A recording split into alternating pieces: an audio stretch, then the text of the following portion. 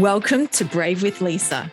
This space is designed to inspire, champion, and equip you to bravely walk in that unique rhythm of grace and calling that God has designed just for you. I'm so excited you're joining us today. Welcome to Brave with Lisa. My name is Lisa Bruton. I'm your host. And today we get to hear from the gorgeous Susanna Dobbin.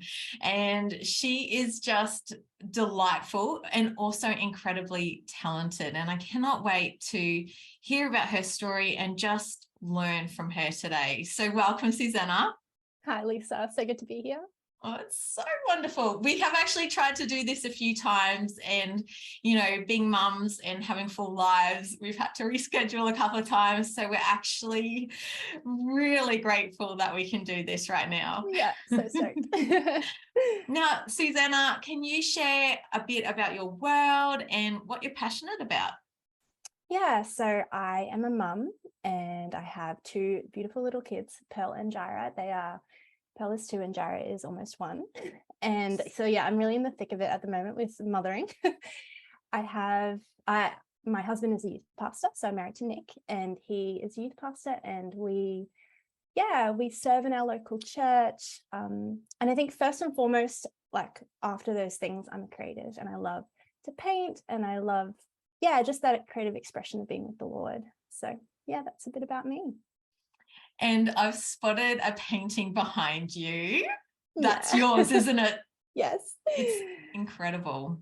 Thank you. Yeah, this painting I did on Monday night, actually, just a few nights ago at our local prayer and worship gathering. And I had already laid a lot of the colors on it at home, but I just was stuck with it. And I really just wasn't sure where to take it. And so I got invited, just asked, would you like to just come and set up an easel and paint at prayer and worship? And I was like, okay, yep, that sounds great. And so I just lugged everything in the car and I just took off, and it was amazing. Just started coming out of me. So I had so much creative breakthrough being in that presence and not fighting distraction as well. I find that I fight distraction a lot when I'm painting. So and I think it blessed some people too. I had some really good conversations after just about God's creative heart. So yeah, I can only imagine.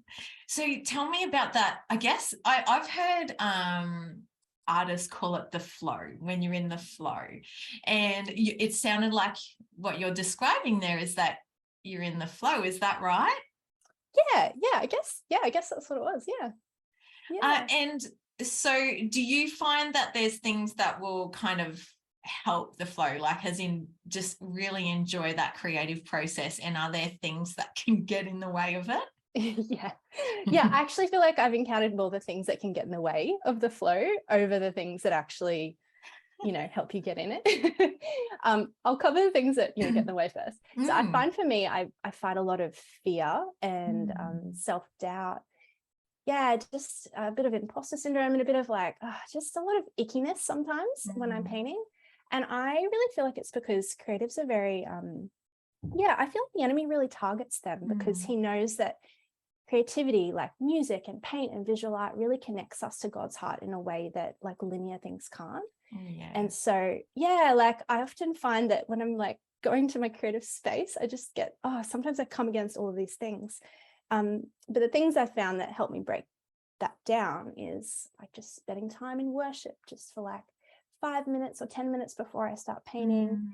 And then also just being in a meditative state. I often meditate on all kinds of things, but it's funny because it's the things that I'm thinking about and meditating on, often they come out in the worship songs that I'm listening to. That's amazing. And then often the lyrics or the verse that I'm meditating on ends up on the painting. I like to put words in my painting sometimes because it's for me, it's about the process. And so I kind of feel I can't sometimes just have a painting and be this doesn't actually say. I was meditating on, God, you make all things work together for my good. That whole time I painted that painting. So I have to write that on the painting. So that's often my process. And when I'm in the flow, I can tell because that fear is lifted and I don't find that the wrestle and the frustration is there as much. Yeah. Wow, that's so fascinating. And just for those who are listening, so your artwork is called Susanna April, is that right? Yeah. Yes. Yeah. And you're quite well known around in these regions, and actually you've got a store as well where and I go on there and I've got a painting myself, like Yes. I've bought one. But I see so often so much is sold out. Like it is just such a it's powerful what you do. And I guess my question for you is, it's you have a business and but it's also something that flows out of you. Do you sometimes find if you've got pressure to produce, to sell,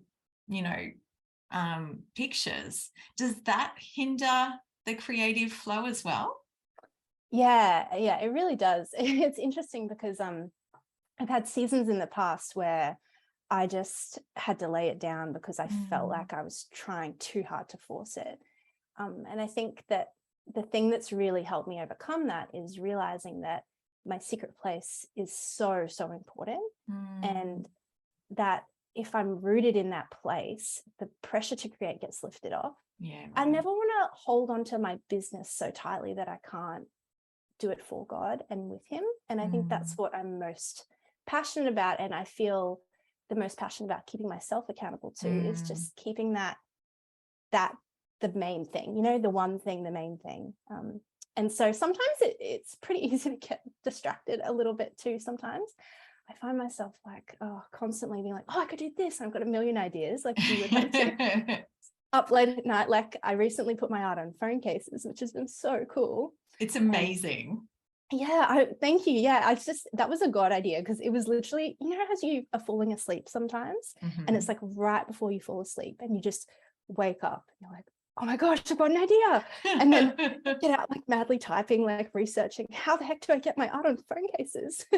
And then like, 2 months later, it's happening. And it's just been amazing to see how it's blessing people. And just like have it on your phone and just be able to look at it and have it remind you of truth and encourage you. So great. Yeah. And do you, because I know a few creatives, and even myself, I would call myself a creative, even though it's different to what you do. I just think creatively. Yeah. I make sure I have a pen and paper beside my bed, because it is that as you go to sleep or as you wake up or even your dreams, because God gives us ideas in our dreams too, doesn't he? Do you have somewhere to quickly record as you wake up? Yeah, like I think motherhood has kind of ruined that. Yeah, that's true. Pre-motherhood though. I have a baby in my bed nearly every night. Yes, of course. Before motherhood, I used to get up straight away and write things down, or I would even just use the voice record app and just like that's a great idea. Hey Siri, record this, and just so I've got all of these voice memos, which I haven't really listened to them. But, yeah.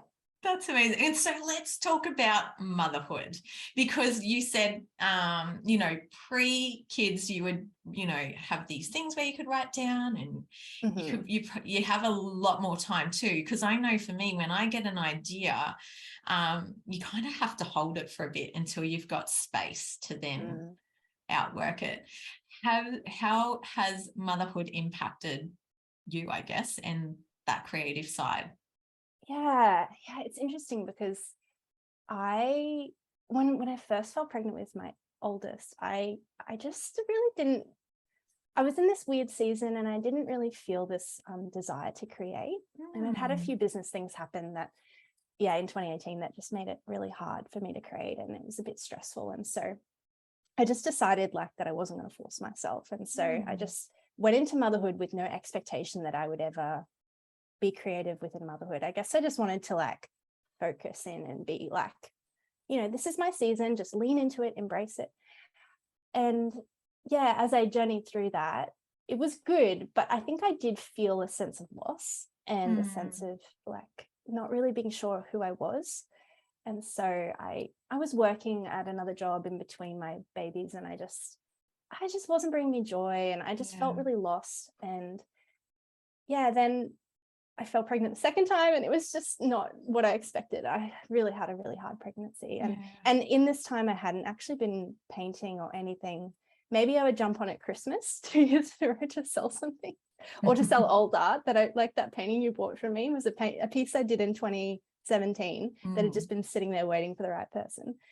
And yeah, I just like needed to just hone in on what my season was, but it was hard, And then over the years I realized that I really love this. And it wasn't until you gave me that word at the conference, women's conference last year, to start dreaming again. And you prayed for me, and it was so beautiful. And I just made my heart come alive a little bit. And I was like, oh, I have things in me, Lord. Like, I love motherhood, and I love my kids, and I love my season. But for me right now, it's not really enough. Like, it's not really cutting it, and I'm feeling a bit lost. And so, I woke up one morning and I just started painting. When my son was like 4 months old, I just started painting again. And it was hard, because it was like a wrestle, and it was, I just had to, it'd been so long since I'd painted consistently. So I just felt like really out of sync with myself and my technique, and also just the Lord a little bit. I wasn't sure how to do it with him, because my like quiet place had looked very different.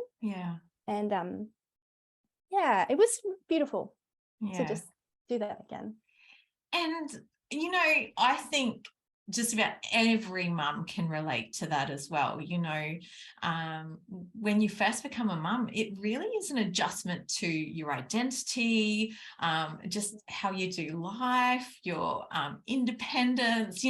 Everything's really quite impacted when you have a baby. But the desires of our hearts don't go away, like the things that he's wired us for, like that creative outworking that you have. And I just love that you went back to it. But what I noticed, and I could be wrong, was that what you produced changed. The colors, I don't know, I just watched you and I was like, oh, this is fresh, this is different. Yeah, and I think that was part of it as well, is I knew that there was something new in my, not like, I still love the same colors, but I just knew that there was a new technique that he had for me to just go on a journey with him on. And it's like, as a creative, it's such a wrestle a little bit to get there, you've got to just keep going back and back and back, and painting over hundreds of paintings, I feel like, to get to where you want to be and where you're happy, but also like where you feel the breakthrough of, oh, this is exactly what I was supposed to paint. It's not like it just happens, you just flat paint on a canvas, but doing it with him makes it more than that. It's about that process, that outworking. It gets me every time, because it refines my character more than, I think, just, I would never want my gift to just be given to me. It's like that outworking and that struggle, not in a negative way, but it's like that going back again and again and again. Refining. It's a refining. Wow, that is so cool. When you go to paint, do you have an idea in your mind as to what you're going to paint, or does it kind of surprise you sometimes what comes out? It's so funny, because you had this question in the email, and I was like, oh, I don't even know. I don't actually think I do. Like, I think for me, I've been so focused on the process that as I start painting, it sometimes just happens. Sometimes I have an idea of color palette. I like to just get an idea of the colors I'm feeling, but often I'll just like walk into my little creative room and I'll think, oh, what colors am I feeling today? And just roll with that. And then sometimes I'll have something in mind that I want to create. Or I have been making some patterns lately. So that's been really fun. I think I have been a little more structured with painting for them. But generally, it's just what I'm feeling. And it's very intuitive. I don't really have an idea. Although sometimes I like to paint flowers. And specifically, I paint them when I'm feeling stressed about money or the future. Oh, isn't that interesting? Because like I often meditate on, that verse in Matthew talks about remembering the flowers. And so I'm just like, okay, God, you take care of the flowers. So I'm going to paint some flowers. Oh, that's fantastic. I didn't know that, because I've noticed flowers in some of your paintings and they're stunning. Oh, thank you. It's really it's very childish, and I love that. I just love to just get in that childlike space with God when I paint flowers. So I want to know, how did this all begin? When did you kind of have an inkling of like, oh, there's something here?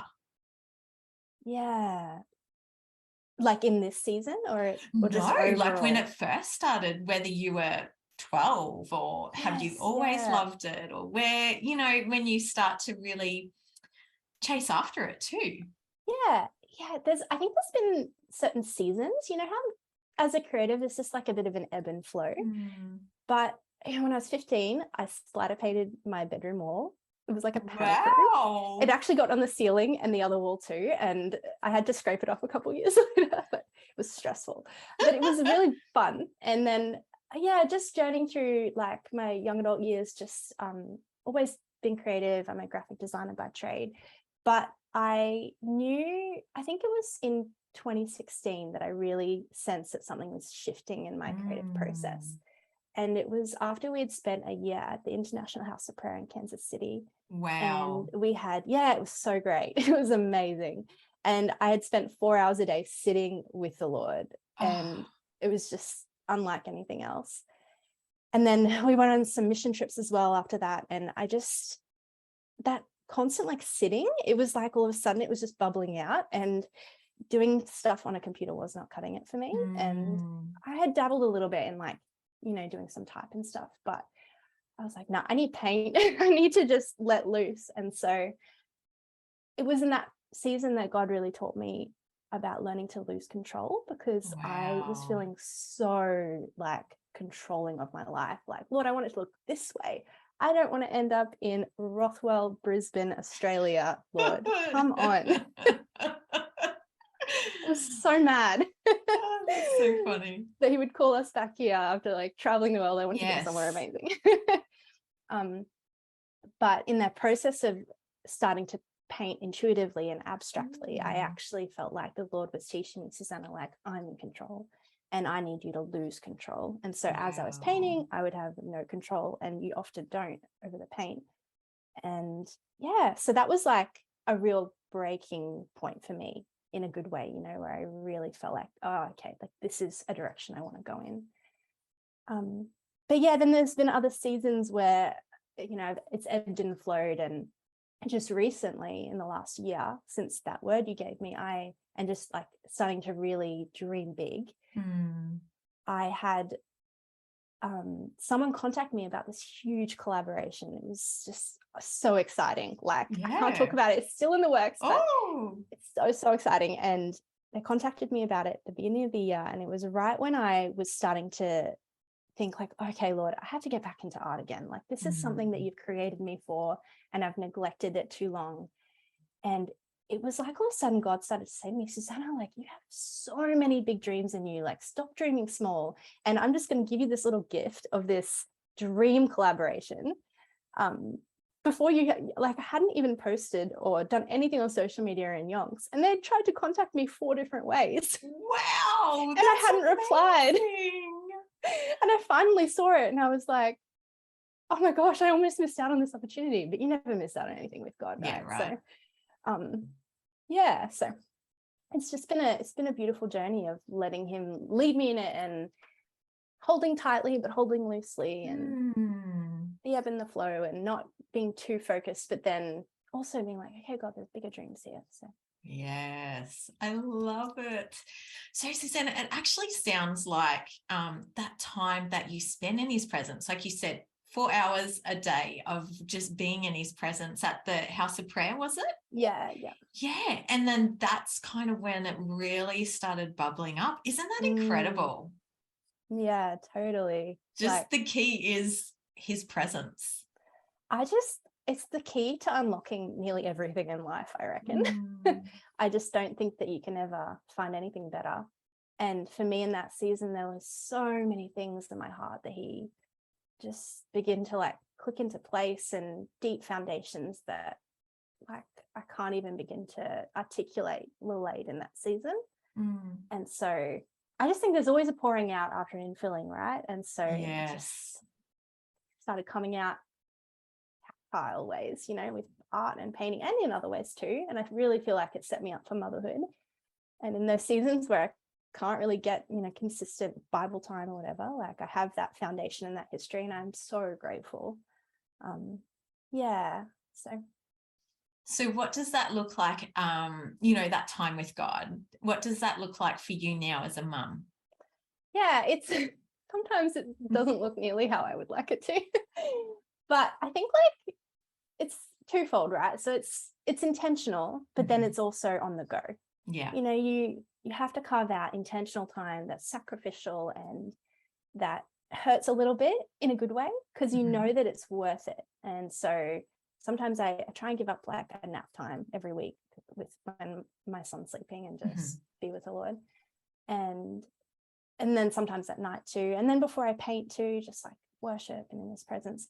But then it's during the day too. Like it's like that season and that history with God has set me up for that internal dialogue that, his voice, don't you? Yeah. And it's like that, even just before I was praying about this opportunity I have that I'm not sure about. And I was like, oh Lord, is this right? And it's funny because you just learn to discern his peace so much easier when you have that foundation. Yeah, that's so good. Really grateful for that.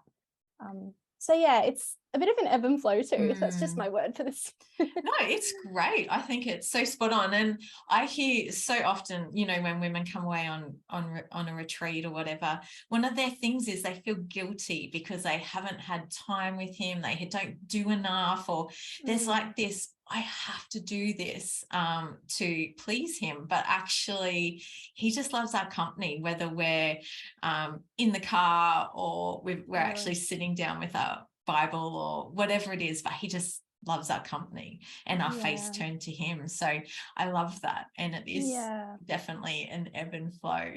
I want to ask, like you mentioned it before, and I just feel to come back to it, about fear. Can you share a bit around the fear and maybe what it sounded like, because fear can have voices in that, oh, you should be, and then how you get past that.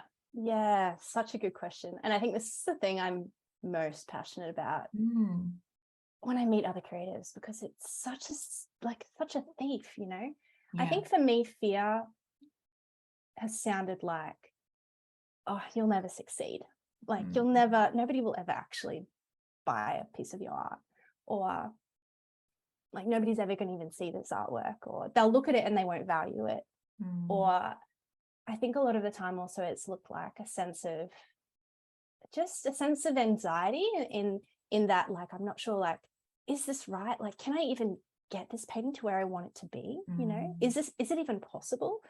And there's so many other fears that I've wrestled, I think, but I think the fear of failure and the fear of success has been a big one for me. And I think the thing that has helped me overcome it is just coming back to the revelation of how I know God sees me. It's that reminder, like, he sees me as his daughter. He sees me as successful. Like, that is my success, is to love him and be loved by him, and nothing else matters. And if everything comes under that banner, then I can't fail. And and as a creative, I feel like there's this sense of, like, people don't want to talk about the fact that they feel, I don't know, oh, I'm going to fail, I'm not going to be good enough. That's like the main word I hear is, I'm not good enough. And I just think, like, but if you're under God's love, like, how could you not be? That's so good. So, and I think it's all about hearing his thoughts, and like, we get so transformed when we hear what God feels about us, because there's so many thoughts, right? So many. And and the more that we turn our face to him and we're like, well, what do you say about me, the quieter those lies become, right? Yeah, amen. Wow, I love that. What would you say for those who are starting out or can tell that there's a gift there, but they're not quite sure what to do with it? Do you have any tips for them? Yeah, the tips I would probably say would be, you have to just start. It's a bit of a cliche one, but yeah, you just have to start. And I think when I was really forming the parts of my creative practice that I loved, it was I was just painting hundreds of paintings, and I just like, quality is good, but quantity is what will actually get you in the flow. Wow. It's just like painting. And I would do just like A4 or A3 pieces of paper, and I would just do so many of them, and most of them I would just make into cards and give them to family. Like Beautiful. And so that's probably what I would say, is just, it doesn't have to be hundreds, obviously, but don't discount that small painting that you do, because it's another step towards where you want to be as an artist. Yes. Don't be afraid of making mistakes, right? Yeah, totally. I have so much average art that I've done. So much. Yeah. That is really gold. Now, I keep coming back to this fear thing. Can you talk about fear of success? Yeah, I think that like,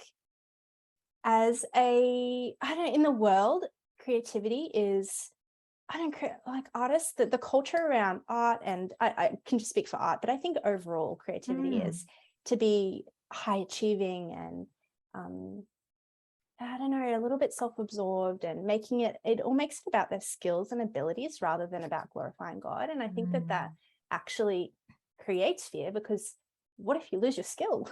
What if you lose your ability? What if all of a sudden you wake up and you've lost your inspiration? And I think for me, coming back to that sense of like, as a spirit-led creative, I already have the breakthrough of any fear I could have in the future. And any success that I could or couldn't have is not rooted in that, it's rooted in Him. Yes, and so good. And in surrender and in humility and in joy, and most of all, just feeling that being set free from the fear of man and what people think of me, and self-doubting myself. And you can't really, you can't fail, and you can't have this fear of what other people think when you're wrapped up in Jesus. Although I still wrestle with it all the time. When I'm painting, sometimes I'm just sitting there and I'm thinking, oh, people are going to see this painting and it's going to be like, what did you do? Or I'm never going to show anybody this piece of art, and that it's okay not to show people your art as well. But yeah, for me, like recognizing that thought and being like, oh, that is a lie from the pit of hell, and just like, claiming it as not my thought, and then responding with, there is no fear in love, but perfect love casts out all fear. Like, Lord, let your love come into me and like remove any fear that I feel. And even in motherhood too, in my first pregnancy, I had so much anxiety and fear about just the transition and the season. And I spent the entire pregnancy reciting that verse, but also Psalm 23 in the Passion Translation, which talks at the end, it says like, so why would I fear the future? Because your goodness and love follow me. And I remember thinking over and over again, okay, so why would I fear the future if your goodness and love follow me? I've got no reason to be like, if I'm stepping into this place of anxiety in this beautiful transition season, why would I be doing that if I'm not walking and acknowledging that your goodness and love follow me? Wow. So yeah, I think for me, like coming back to the way God sees me, coming back to owning the thoughts, coming back to owning the fact that He's already got the past, the present, and the future like in His hands. He knows me thoroughly, and I can really like take ground with Jesus in that, and claim it, and then the next time it can, not be so hard. Yeah. Every time it gets a little bit easier. Good. I agree. And there's something too about like fearing success or fearing being seen, because your artwork is from your heart. It's your time with Jesus. So actually it would feel a little exposing, and that people are seeing you, like you are putting yourself out there. But I keep thinking about, I'm sure I'm going to not say this scripture correctly, but, the city on the hill cannot be hidden. Like the light, your light isn't designed to be hidden. And what you produce with Jesus touches so many hearts. And so I know that He's going to continue to expand, and you're going to be seen more and more.